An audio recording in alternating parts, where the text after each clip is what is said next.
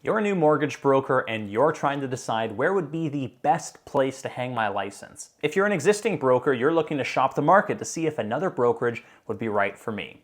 In this episode, we are going to discuss the important factors that you should consider when choosing your next mortgage brokerage.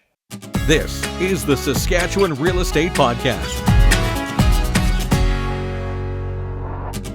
Hey guys, welcome back to the Saskatchewan Real Estate Podcast, your home for all things Saskatchewan, all things real estate. If this is the type of content you're looking for, make sure to like and subscribe to never miss a future episode. I wanted to create this video to help give a guideline of what new agents should be looking for when they're choosing a brokerage.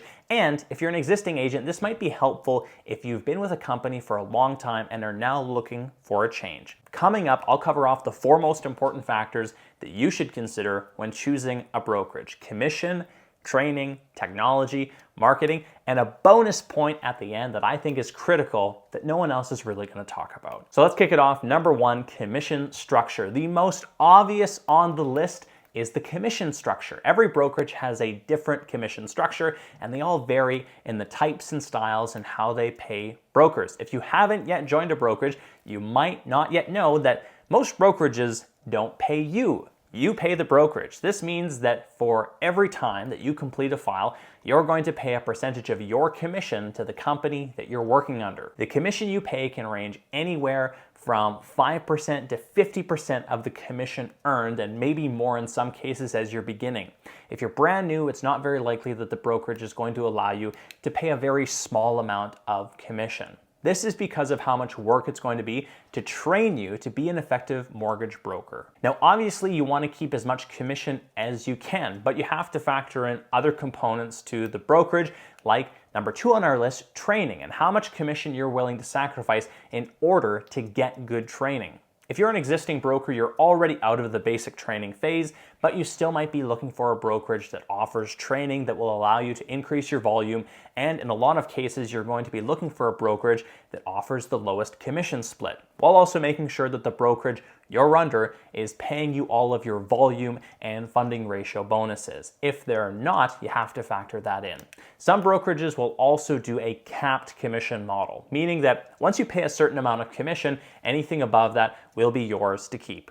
All right, let's get into number two, training. In my opinion, when you're a new broker, getting trained up as quickly as possible is the most important thing.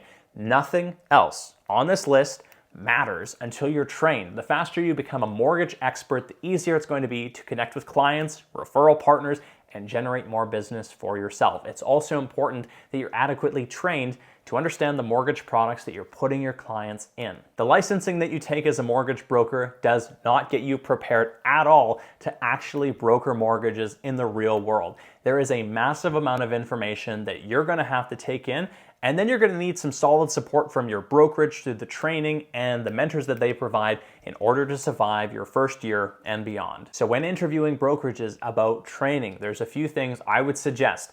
The training regimen that they've set out for new brokers. Does the brokerage have a set onboarding plan with follow-up training that will help you self-learn the process? Because believe me, a lot of this is going to come down to how driven you are to learn the material and bring it into your memory bank. Availability of mentors. When you get your first couple of files, it is incredibly daunting, and you are going to need a lot of help structuring the file and communicating effectively with the client. You're going to need to be at a brokerage that has people available to you to answer questions in a timely manner. There's nothing worse at the beginning of your career than finally getting a client into your system and then losing them because you couldn't deliver a smooth process at the start. One last tip when choosing a brokerage: try to connect with new brokers currently at that brokerage. This is going to give you a really good insight into how new brokers are treated and if the new brokers there are currently finding success within that environment. Technology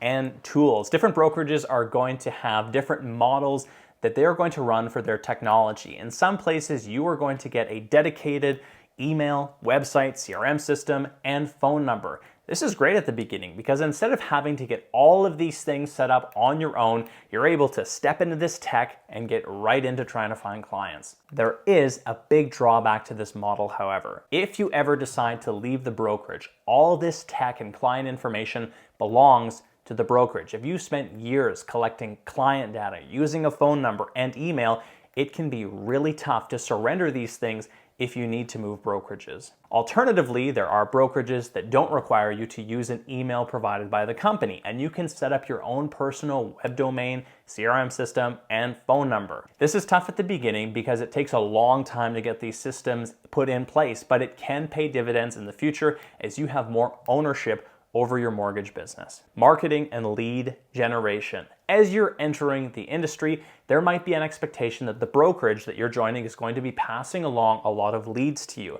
In my experience, it's a good idea to not rely on the promise of leads from your brokerage. A, you're not likely going to be able to build a business off of leads from the brokerage. B, the leads may not be high quality and you will spend a lot of time and effort trying to get them to fund. That being said, many brokerages are going to offer you help in the marketing department. This can include social media marketing tools, newsletters, drip campaigns, webinar presentations, etc. All of this content is great as it helps you to connect with clients and referral partners. But one piece of advice: if you are posting the same material that every other mortgage broker is posting, there's no way for a client to differentiate between you and them.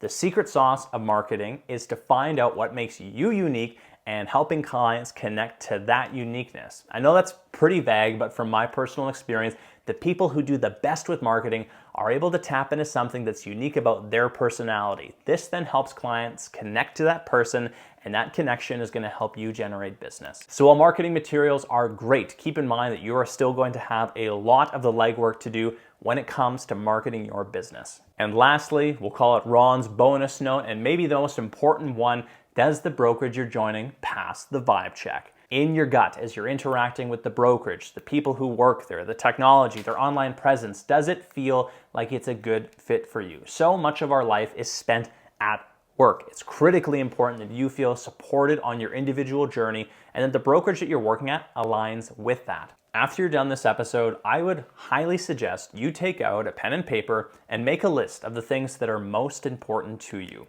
Once you have a good idea of the type of company that you're looking for, go and find 3 different companies and interview them, keeping in mind that this is not a regular interview. You are interviewing the company, not the other way around. You are going to be relying on this brokerage to help you flourish as a broker, and you are paying them to do so. Okay, so exciting news for my podcast listeners. For being such great fans, I am super excited to roll out a brand new referral program. I want to give you the chance to win up to $2,500 with the Win Your Mortgage Payment promotion.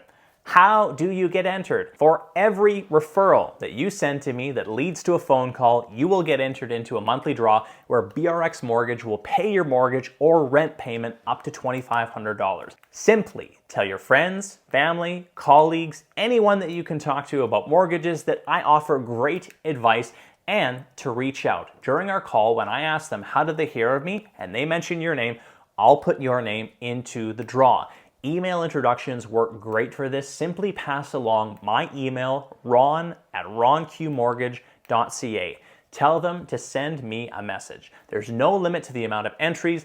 Names in the draw refresh every month. To claim the prize, you will need to provide a valid mortgage statement or lease agreement. Thanks so much for checking out this episode of the Saskatchewan Real Estate Podcast. If you're looking for more advice on a brokerage to join, check out the link in the description of this episode to learn more about the brokerage that I am currently at. I just made the move and I'm extremely excited about the opportunities. It is Canada's fastest growing brokerage, and if it aligns with your goals as a broker, feel free to reach out. I'd love to have a chat with you. If you've enjoyed this episode and you found value, it would be a great help to me if you hit the like and subscribe button so you can catch future episodes. Until next week, I'm Ron Caroni, your Saskatchewan mortgage professional. Bye for now.